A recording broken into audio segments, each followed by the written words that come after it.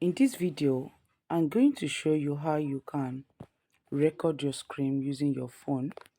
So let's get started right away. So the first thing we're going to do is to go to Play Store and download the app we are going to be using to record the screen. So the name of the app is called XRecorder. It's already here. So this is it. Mine is installed, though it needs to be updated. So let me show you mine. Let me show you what we're talking about. This is it. And this is the app I'm also using to do this video now. So let's assume I want to, in your own, you're going to see install. So this is the app. So I can't start updating it and not to waste time. So we go straight to the app and you see how it's being used. That is the app I'm using to do this recording. So here, once you open the app, see it here. This is it here in my phone.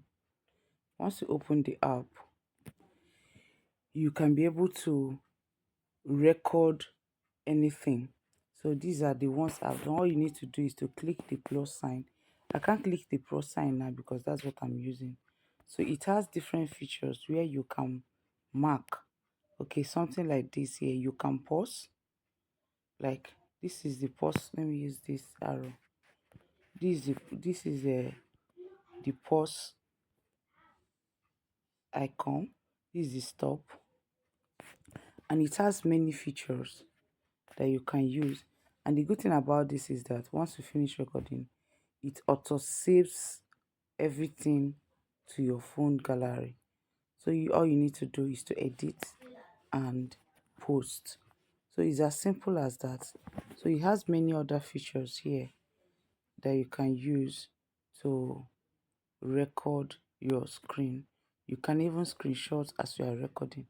So this is just what you need to do, is to go to the Play Store, download XRecorder, use it to record your screen in case you are doing any online tutorial.